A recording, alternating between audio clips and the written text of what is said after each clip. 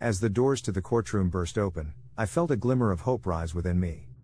But it was quickly extinguished as I saw the stranger who had interrupted the proceedings. His skin was a sickly shade of green, and his eyes seemed to glow with an otherworldly light. It was then that I realized that he was an alien disguised as a human. I couldn't believe what was happening. How could an alien be involved in my case? And why did he seem to be trying to help me? I had been accused of a terrible crime, and I knew in my heart that I was guilty. The trial had been going on for weeks, and the evidence against me was overwhelming. The prosecution had presented witness after witness, each one testifying to my guilt. The judge and the jury had been impartial and fair, but I knew that I was going to be found guilty. But now, with the arrival of the alien, everything had changed. The court was in chaos as the judge and the lawyers tried to figure out what was going on. The alien seemed to be talking to someone, but I couldn't hear what he was saying. Finally, he turned to me and said, "Don't worry, I've got this. Just sit tight." And with that, he disappeared back through the doors of the courtroom. I didn't know what to do. On the one hand, I was grateful that someone was trying to help me, but on the other hand, I was terrified of what the consequences might be. What if the alien's intervention made things worse for me? As the hours ticked by, I became more and more anxious. I couldn't focus on anything, and my mind kept racing with thoughts of what might happen next. Finally, after what seemed like an eternity, the doors to the courtroom opened again, and the alien reappeared. He was smiling broadly, and he walked straight up to me and said, "Congratulations, you're a free man." I couldn't believe it.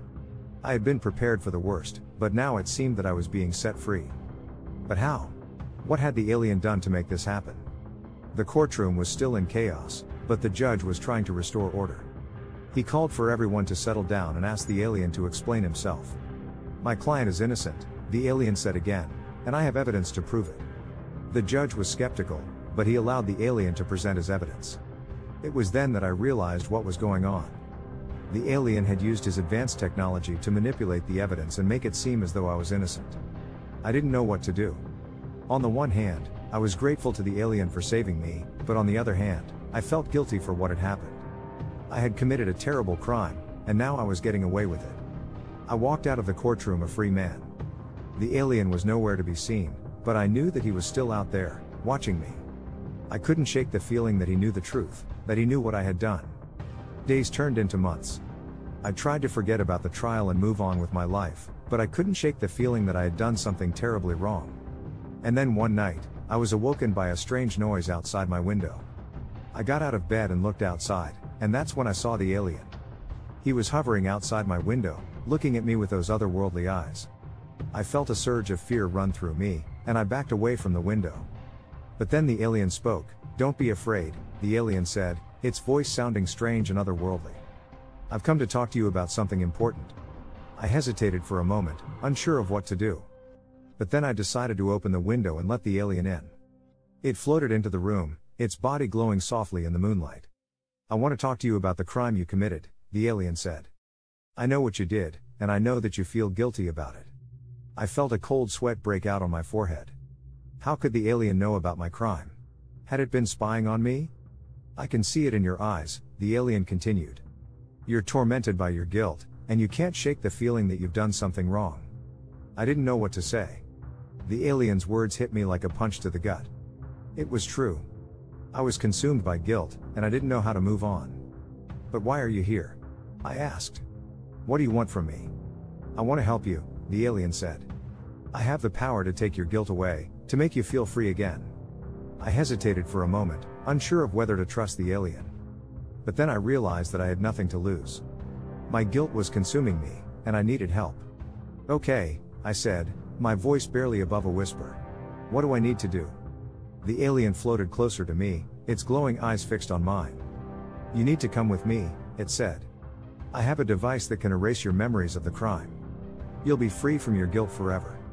I hesitated for a moment, unsure of whether to trust the alien. But then I realized that I had no other choice.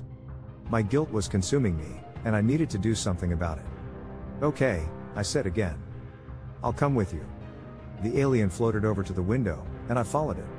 Together, we flew out of the window and into the night sky.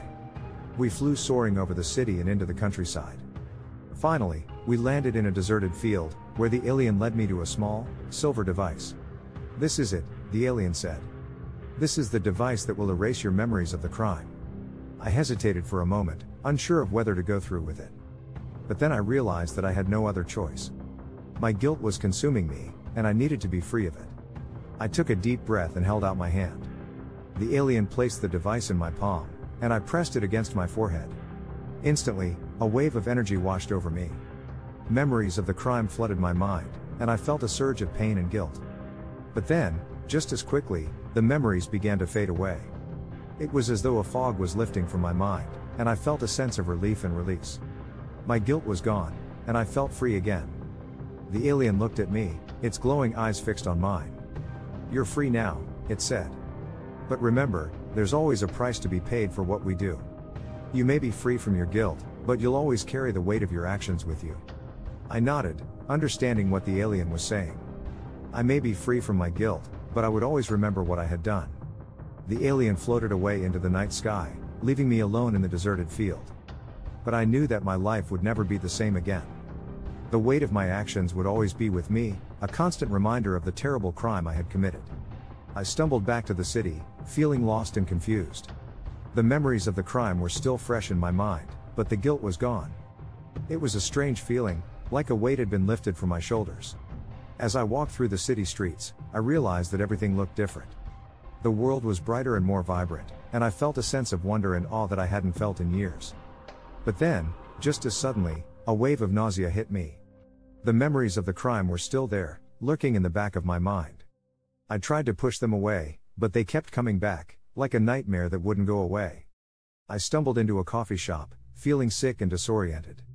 The barista gave me a concerned look as she handed me a cup of coffee. "Are you okay?"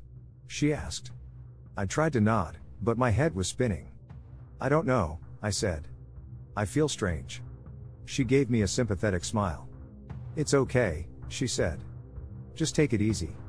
You'll feel better soon." I sat down at a table, sipping my coffee and trying to calm my nerves. But the memories of the crime were still there, haunting me like a ghost. I knew that I needed to find a way to move on, to put the past behind me. But I didn't know how. The guilt had been my constant companion for so long, and now that it was gone, I felt lost and adrift. As I sat there, lost in my thoughts, a group of people walked into the coffee shop. They were dressed in black robes, and they had strange symbols tattooed on their faces. I recognized them instantly. They were members of the cult that I had been a part of, the ones who had convinced me to commit the crime in the first place. I felt a surge of panic and fear. What were they doing here? Had they come to take me back? But then, to my surprise, they walked past me without a second glance. They ordered their drinks and sat down at a table, chatting and laughing as if they didn't have a care in the world. I watched them for a moment, feeling a mix of anger and confusion. How could they be so carefree? Didn't they realize what they had done? But then I realized something. They had never felt guilty about the crime. They had convinced me to do it, but they had never felt the weight of their actions. It was a strange realization, but it was also liberating. I had been carrying the burden of their crime for so long, but now I realized that it wasn't my burden to carry. I stood up from the table, feeling a sense of determination. I needed to confront them. As I walked over to their table, I felt a sense of purpose. The memories of the crime were still there, but I knew that I could face them now, without the weight of guilt holding me back. The cult members looked up as I approached, and their smiles faded as they recognized me. "What do you want?" one of them asked. "I want to tell you something," I said, my voice steady. "I'm done with your cult. I'm done with your twisted beliefs. And I'm done with the guilt that you've been making me carry for all these years." They looked at me, shocked and angry. But I didn't care. I had found my voice, and I was going to use it. I was wrong to listen to you. I was wrong to do what you told me to do. But I'm not going to carry that guilt anymore. It's time for me to move on, to leave this all behind me. The cult members didn't say anything. They just sat there, staring at me with cold, empty eyes. One of them, a woman with a tattoo on her forehead, spoke up. "You think you can just walk away from us?" she said, her voice low and menacing. "You think you can just forget about what you did?" I felt a chill run down my spine. This was the kind of reaction I had been expecting, but I didn't know how to respond. But then the man from the courtroom burst into the coffee shop. He was still wearing his suit, but now he had a strange device in his hand, something that looked like a cross between a flashlight and a remote control. "Everyone, calm down," he said, his voice calm and soothing. "There's no need for violence. We can all talk this out." The cult members looked at him with surprise, and then with fear. They didn't know who he was, but they could sense that he was powerful. "I'm here to take this man with me," the man from the courtroom said, gesturing towards me. "He has a role to play in a larger plan." The cult members looked at each other, uncertain of what to do. But then they stood up, as one, and began to advance on me. The man from the courtroom pointed his strange device at them, and a beam of light shot out, hitting one of the cult members in the chest. He fell to the ground, writhing in pain. The others hesitated for a moment, and then they turned and ran out of the coffee shop, screaming and shouting. The man from the courtroom turned to me, and gave me a reassuring smile. "Don't worry," he said. "You're safe now. Come with me." I followed him out of the coffee shop, feeling dazed and confused. I had no idea what was going on, or what this man wanted from me. But as we walked through the streets, I began to get a sense of what was happening.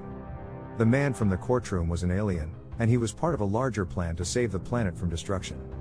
And I, somehow, was a part of that plan.